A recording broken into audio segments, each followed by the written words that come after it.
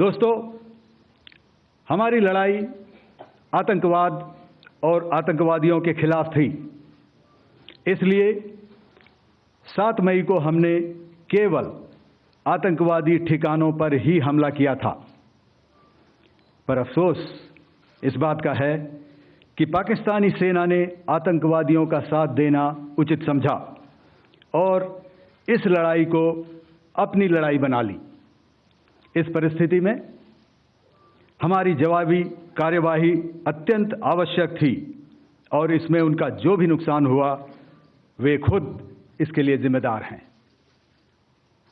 हमारी तरफ से हमारी एयर डिफेंस सिस्टम्स देश के लिए दीवार की तरह खड़ी थी और इसको भेदना दुश्मन के लिए नामुमकिन था। धन्यवाद एयर मार्शल भारती। मैं आज आप सब के साथ भारतीय सेना के एयर डिफेंस मेजर्स जो कि हमने इंडियन एयरफोर्स के साथ मिलजुल कर तालमेल में लिए, उसके बारे में कुछ बातचीत करूंगा।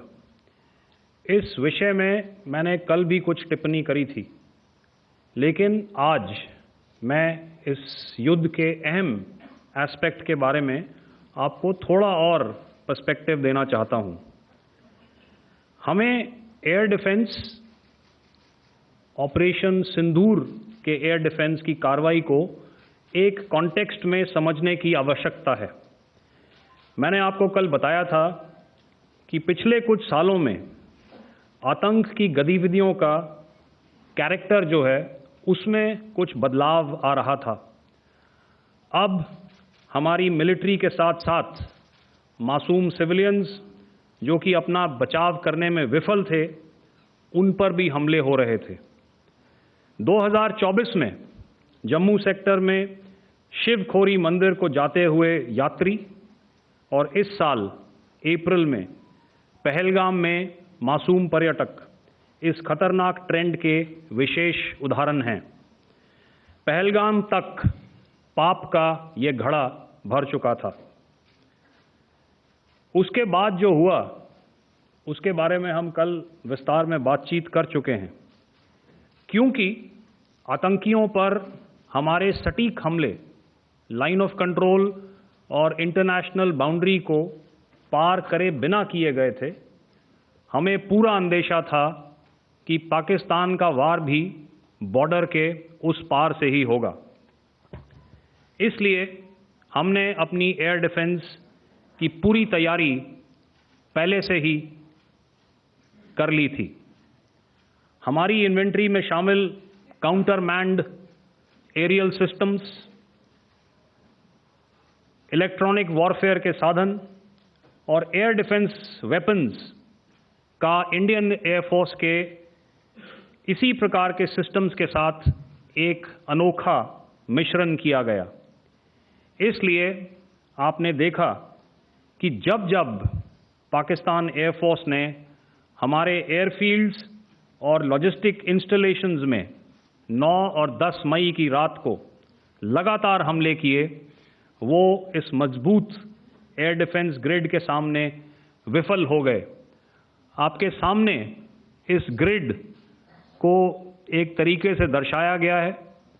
आप देख रहे हैं कि इंटरनेशनल बाउंड्री से कितनी layers, radars, counter unmanned aerial systems, उसके पीछे शोल्डर फायर्ड वेपन्स, हमारे विंटेज एयर डिफेंस वेपन्स जो कि काफ़ी सालों से हमारी सेना में हैं।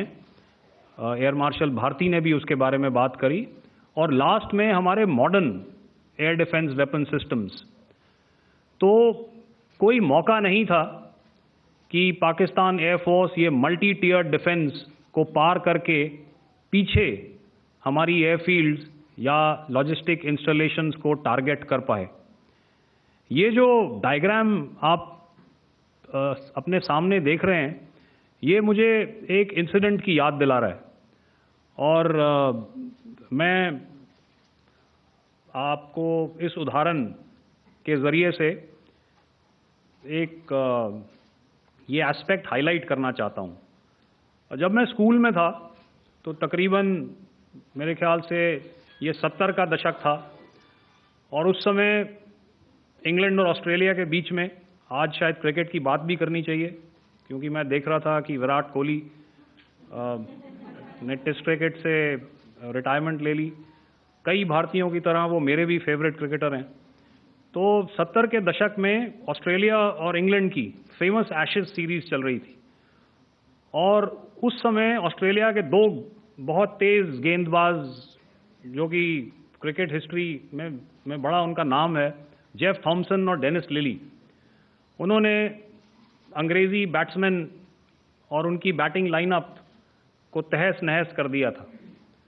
और ऑस्ट्रेलियंस ने उस समय एक कहावत निकाली थी, that from ashes to ashes and from dust to dust, if Thommo don't get here then Lillee surely must. और अगर आप इस लेयर को देखें तो आप समझ जाएंगे कि मैं आपको क्या बताने की कोशिश कर रहा हूं। तो अगर आप सारे सिस्टम्स को पार कर भी गए तो आपको फिर भी एयरफील्ड या लॉजिस्टिक इंस्टॉलेशन या जो भी चीज़ को आप टारगेट कर रहे हैं उसमें पहुंचने से पहले कोई ना कोई इस लेयर्ड ग्रिड का सिस्टम ज़रूर गिरा देगा। जो दुर्दशा कल आपने पाकिस्तान एयरफील्ड्स की देखी और शायद आज भी एयर मार्शल भारती की प्रेजेंटेशन में, हमारी एयरफील्ड्स हर प्रकार से ऑपरेशनल हैं। यही नहीं, पाकिस्तान के ड्रोन्स और वेपनाइज्ड यूएवीज से की गई हमलावर कोशिशें भी इस ग्रिड के कारण नाकाम हुई और जो बचे कुचे ड्रोन्स थे उन्हें हमारे शोल्डर फायर्ड हथियारों से मार गिराया गया। मैं यहाँ पर अपनी बॉर्डर सिक्योरिटी फोर्स की भी सराहना करना चाहता हूँ। उनके डायरेक्टर जनरल साहब से लेकर बॉर्डर पर तैनात बीओपी पर पहरा देने वाले आखिरी जवान भी हमारे इस अभियान में बढ़ चढ़कर शामिल हुए और बहुत बहादुरी से उन्होंने हमारा साथ दिया। उनके काउंटर अनार्म्ड सिस्टम्स भी हमारे इस मल्टी टियर्ड एयर डिफेंस ग्रिड का हिस्सा थे, जिसके कारण पाकिस्तान की नापाक हरकतों का विनाश किया गया।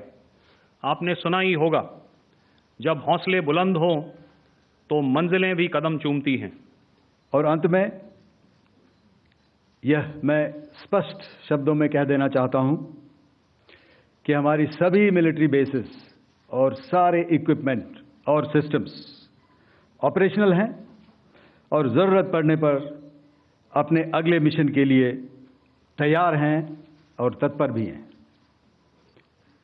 शुक्रिया दोस्तों।